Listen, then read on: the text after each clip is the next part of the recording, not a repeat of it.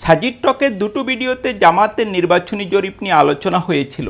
একটিতে বলা হয়েছিল যে জরিপ অনুযায়ী 52টি আসনে জামাতের জয় নিশ্চিত। অন্য একটি ভিডিওতে আলোচনা করা হয় সুনির্দিষ্টভাবে 102টি আসনে জামাতের ভালো সম্ভাবনা রয়েছে। জরিপে বলা হয় ওই আসনগুলি জামাতের জন্য কম্পিটিটিভ। জামাত যদি তার সর্বশক্তি নিয়োগ করতে পারে তাহলে ওইসব আসনেও জামাতের জয়লাভের ভালো সম্ভাবনা রয়েছে।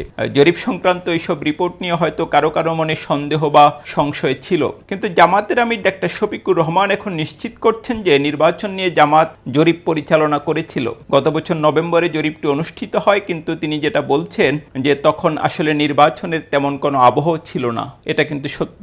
মঙ্গলবার খালেদ মহিউদ্দিনের টক শোতে জামাত আমির এসব কথা বলেন। খালেদ মহিউদ্দিন আসলে পরিষ্কারভাবেই জামাত আমিরের কাছে জানতে চান যে জামাত আদৌ কোনো জরিপ করেছে কিনা।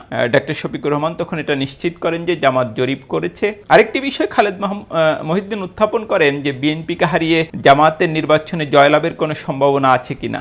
সে ব্যাপারে অবশ্য সুনির্দিষ্টভাবে ডাক্তার শফিকুর রহমান কোনো উত্তর দেননি, তবে তিনি যেটা বলেছেন যে তারা ক্ষমতা মনে করেন না, তারা এটাকে দায়িত্ব মনে করেন এবং আল্লাহ রাব্বুল আলামিন তাদেরকে সেই সুযোগ দেবে কিনা সেটা আল্লাহ রাব্বুল আলামিনের উপরই ছেড়ে দিয়েছেন তিনি। তো যেটা দেখা যায় যে বাংলাদেশের রাজনীতিতে জরিপ সবসময় খুবই আলোচিত বিষয়, বিশেষ করে নির্বাচনী রাজনীতিতে। তবে এখানে জরিপ সবসময় প্রশ্নবিদ্ধ এবং এর বিশ্বাসযোগ্যতা নিয়ে সবসময় প্রশ্ন থেকে যায়। আমরা যেটা জানি যে গত বছর মে মাসে একটা নিরপেক্ষ বেসরকারি প্রতিষ্ঠান নির্বাচন নিয়ে জরিপ করেছিল। সেই জরিপের রেজাল্টটাও, যেটা আমি আমার আগের আলোচনাতেও বলেছি, জামাতের জন্য খুবই বিস্ময়কর ছিল। কারণ জরিপে যেটা বলা হয়েছে যে 31% মানুষ জামাতকে ভোট দিতে চায়। এটা কিন্তু জামাতের জন্য খুবই আশা জাগা নিয়ে খবর ছিল, কারণ বাংলাদেশের অতীতের কোনো নির্বাচনে জামাত এত ভোট পায়নি। এবং দল হিসেবে যেটা মনে করা হয় যে আগে যেটা মনে করা হতো জামাতের 8 থেকে 10% ভোট রয়েছে, সেখানে একটি নিরপেক্ষ প্রতিষ্ঠানের জরিপে তাদের জন্য 31% ভোট থাকার বিষয়টি নিশ্চিতভাবেই তাদের জন্য খুবই ভালো রেজাল্ট ছিল। তো আমরা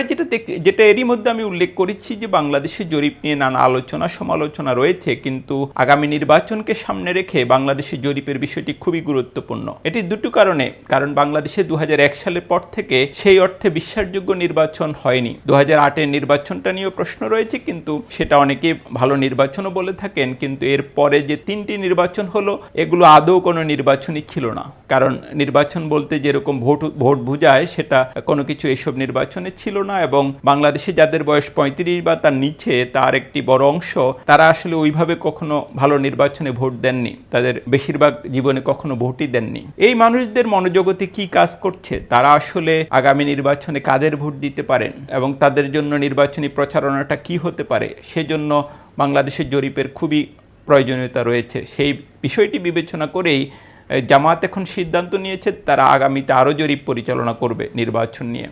এবং জামাত আমির নিজেও সেটা বলেছেন। এবং বাংলাদেশের আগামী দিনের রাজনীতির যে গতিপথ সেটি কোন দিকে যায় সেটা নির্ধারণের জন্য খুব সম্ভবত কম্পিটিটিভ রাজনৈতিক দল যারা আছে সবাই এখন জরিপের পথে হাঁটবে, কারণ এটা তাদের প্রার্থী তালিকা নির্বাচনে সহযোগিতা করবে। এবং এই যেটা বলছিলাম যে এতগুলি বছর, প্রায় 2 যুগে মানুষের ভোটারদের মনে কি পরিবর্তন হয়েছে সেটা নির্ধারণে তাদেরকে সহায়তা করবে। যদিও জামাত প্রায় 300 আসনেই তাদের এক ধরনের প্রার্থী তালিকা চূড়ান্ত করেছে, কিন্তু এটা নিশ্চিত করেই বলা যায় যে এটা নিশ্চিত কোনো তালিকা নয়। এবং আমি এটা খুবই শক্তভাবেই বলতে পারি যে এইসব জরিপ নানা আলাপ আলোচনার ভিত্তিতে সেই তালিকায় একটা বড় পরিবর্তন খুব সম্ভবত আসবে।